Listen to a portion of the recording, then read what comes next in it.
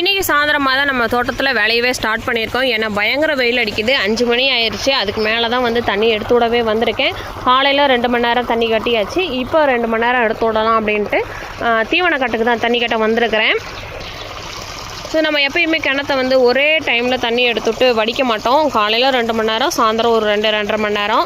இப்போ இந்த தீவனை பற்றி பாய்ஞ்ச உடனே அடுத்து நம்ம வந்து இந்த வயலுக்கு தண்ணி கட்டணும். பாக்கன்னு சின்ன கண்ணு இதில் வந்து வாழை மரத்தெல்லாம் ஃபுல்லாக அழிச்சாச்சு.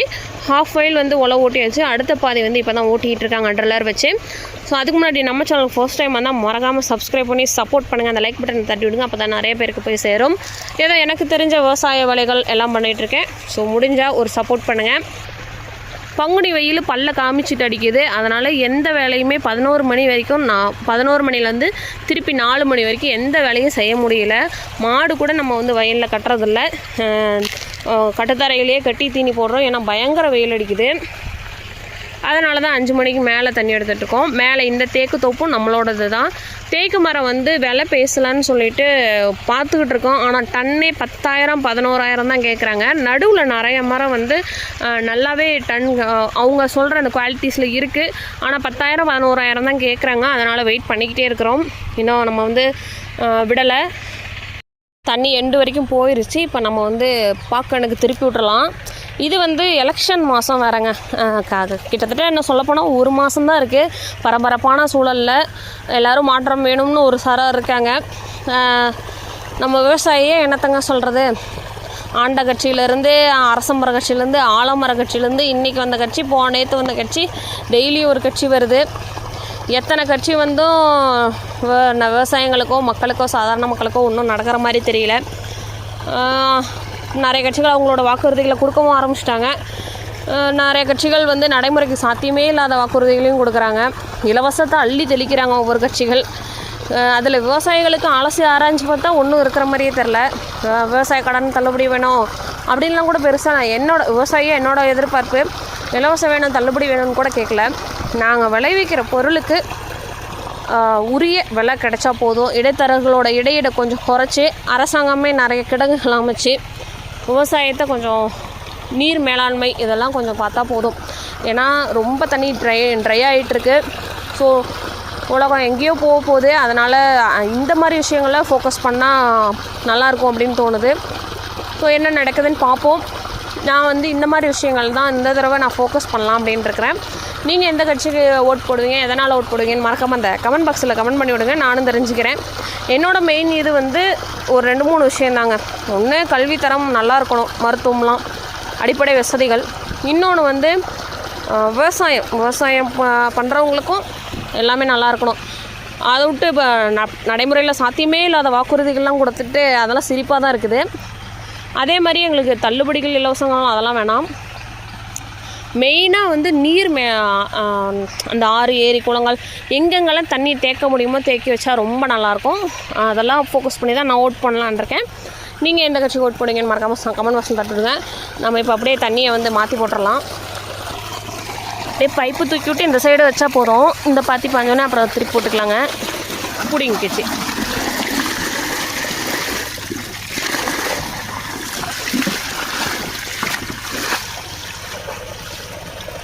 அவ்வளோதாங்க, போட்டாச்சு.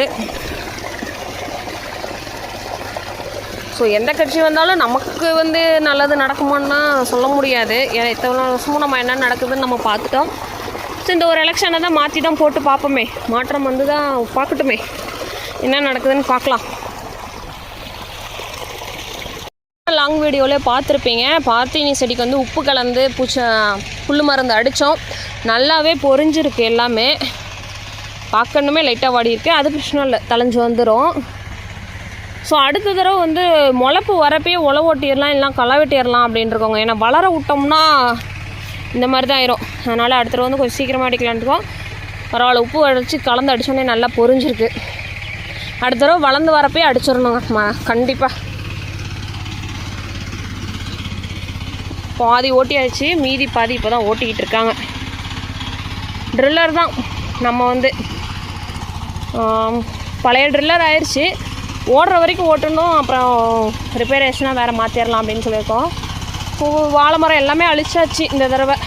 கண்ணும் ஓரளவுக்கு நல்லா ஹைட் வந்துருச்சா, அதனால் அங்கே வீட்டில் தூங்க வச்சுட்டு வந்திருந்தேன். கரெக்டாக 1 மணி நேரத்தில் எழுந்திரிச்சிட்டான். அவனும் சேர்ந்து வயலுக்கு வந்துட்டான். அவங்க அப்பா கூட சேர்ந்து இவனும் உழவோட்ட போகிறான்னு நினைக்கிறேன். நம்ம போய் தண்ணி கட்டுற வேலையை பார்ப்போங்க. இன்றைக்கி சாயந்தர வேலை இது தான், தண்ணி கட்டுற வேலை. அப்புறம் இந்த உழவோட்டுறப்ப மட்டை கடந்தான் எடுத்து போடுற வேலை தான். பரவாயில்ல, பழைய வண்டியாக இருந்தாலும் சும்மா தம் கட்டி வேறெல்லாம் அடித்து போட்டு போயிருக்குது. பார்த்துப்போங்க லட்டு, பார்த்துப்போங்க.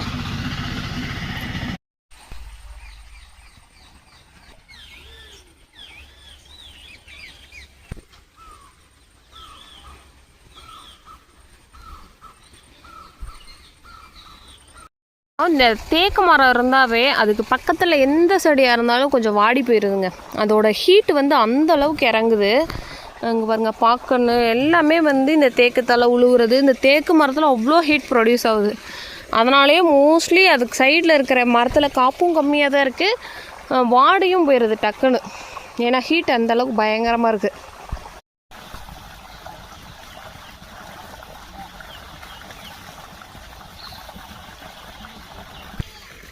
இதான் திருப்புறேன்.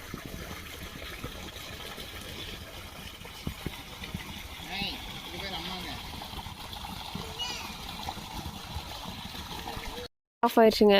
இதோட 3வது தடவையாக கரண்ட் ஆஃப் ஆகுது. எத்தனை தடவை ஆஃப் ஆகி வீட்டுக்கு போய் எடுத்து விட்டு வரதா இருக்குது. இந்த தடவை நான் உட்காந்துக்கிட்டேன், வீட்டில் இருக்க யாராச்சும் எடுத்து விடுங்க அப்படின்னு சொல்லிட்டேன். வெயில் காலம் வந்தால் சும்மா ஆஃப் ஆகும். ஆனால் இன்றைக்கி சாயந்தரத்துலேருந்து ரொம்ப ஆஃப் ஆகுது. அங்கே பாஞ்சிட்டு அந்த ஒரு பாத்தி பாஞ்சு இந்த 2வது பாத்தி வரத்துக்குள்ளே 2 தடவை ஆஃப் ஆயிடுச்சு. நான் வீட்டிலேருந்து வரப்போ தான் ஒரு தடவை எடுத்து விட்டு வேறு வந்திருந்தேன். கரண்ட்டு ரொம்ப சதி பண்ணுது. பரவாயில்ல, இப்போ 4 நிமிஷத்துலேயே கரண்ட் வந்துடுச்சு. வீட்டிலேருந்து எடுத்து விட்டாங்க. அடிக்கடி கரண்ட்டு போனால் இப்போ யாரும் இல்லைன்னு வச்சுக்கோங்க. நம்ம இங்கேருந்து நம்ம 4 வீடு அங்கே இருக்குது, நம்ம இங்கேருந்து நான் அங்கே இருக்குது பாருங்கள், 4 தடவை போயிட்டு வரதா இருக்குது. எத்தனை தடவை எப்படியோ எடுத்து விட்டாங்க. இன்றைக்கி வேலையை முடிச்சுட்டு அதுக்குள்ளே மணி 6 ஆச்சு. இருட்டு கட்ட போகுது. நம்ம வேலையை இன்றைக்கி என்னைக்கு முடிச்சு என்னைக்கு வீட்டுக்கு போய் மற்ற வேலையை பார்க்குறதுன்னு தெரியல. வந்தோடனே ஒருத்தன் விளையாட போக ஆரம்பிச்சிட்டான். ஜாலி தான் இவனுங்களுக்கெலாம். ஆக்சுவலி இந்த வெயில் காலத்தில் தண்ணியில் விட்டு விளையாட வைக்கிறதும் நல்ல விஷயமாக தான் படுது. ஏன்னா ஒரு நாளைக்கு 4 தடவை தொட்டியில் போய் தண்ணி ஊற்றிட்டு வந்துடுவான். நான் ஊற்றி விட்ருவேன், ஏன்னா பயங்கர வெயில் அடிக்குது. வாய்க்காலில் வந்து நிறைய தேக்கு தலை இருக்குங்க. அதெல்லாம் வந்து நம்ம வந்து இப்படி தள்ளி விட்டுருந்தோம், இல்லைன்னா தண்ணி அடைச்சி சும்மாவே கரண்ட் ஆஃப் ஆகிடுது. தண்ணி ஸ்லோவாக தான் பாயுது வர தண்ணியே. அதில் இதெல்லாம் வேறு அடைச்சிக்கும். எப்பயும் இந்த தேங்காய் குலை இருக்கும், அந்த குலையில் இருக்க அது வச்சு கூட்டுற மாதிரி ஈஸியாக கூட்டிடலாம். இன்றைக்கி அது கிடைக்கல, அதனால் இந்த குச்சை வச்சே தள்ளி விட்டுறலாம். இல்லைன்னா இது வேறு அடைச்சிக்கிட்டு கரையில் ஏறிக்கிட்டு மேவிட்டு கிடக்கும். தண்ணி கட்ட வர வேலைனா இப்போ ஸ்டார்டிங்லலாம் நான் சின்ன பிள்ளையா இருக்கப்போ எங்கள் வீட்டிலலாம் கட்டுறப்ப, நாங்கள் எல்லாருமே விவசாய ஃபேமிலி தான், கட்டுறப்பெல்லாம் தண்ணி கட்ட தானே விட்றாங்க. போகிறோம், பாத்தியை திருப்புறோம், தண்ணி பாயுது, அடுத்த பாத்தி திருப்புறோம், உக்காடுறோம், ஜாலியாக இருக்கலான்னு தான் நினைப்பேன். ஆனால் நம்ம இங்கே திருப்பி விட்டால் அங்கே ஓடும், அந்த சைடு திருப்பி விட்டால் இந்த சைடு பாத்தி உடையும், ஒரு நிமிஷம் உட்கார முடியாது. அதே மாதிரி இங்கே வந்து தேக்கு தலை ஒரு பாத்தி பாயறதுக்குள்ளே நம்ம அடுத்த பாத்திக்கு இந்த மாதிரி கூட்டி வச்சாதான் கரெக்டாக இருக்குங்க. அதனால தான் ஒரு தள்ளி விட்டுறது. அது இருந்தால் ஈஸியாக கூட்டிகிட்டு போயிடலாம் விளக்கமாறு மாதிரி. அது கிடைக்கல. இன்னும் தேங்காய் வெட்டலையா? தேங்காய் வெட்டிட்டாங்கன்னா நிறைய குளம் இருக்கும். தேங்காய் வெட்டாதனால கிடைக்கலங்க. சரிங்க, இதோடு இந்த விலாகை முடிச்சுக்கலான்னு நினைக்கிறேன். ஏன்னா தண்ணி கட்டுற வேலை தான் இன்றைக்கி பெருசாக ஒர்க் இல்லை. ஸோ நம்ம சேனல் பிடிச்சிருந்தா, எங்கள் தோட்டம் எல்லாமே பிடிச்சிருந்தா அந்த சப்ஸ்கிரைப் பட்டனை தட்டி சப்போர்ட் பண்ணுங்கள். ஒரு ஆள் சின்னுங்க ஆரம்பிச்சிட்டான், ஏன்னா தண்ணியில் இறக்கி விடணுமா, அதுக்காக வெயிட் பண்ணிகிட்ருக்கான். நான் போய் அவனை பார்க்குறேன்.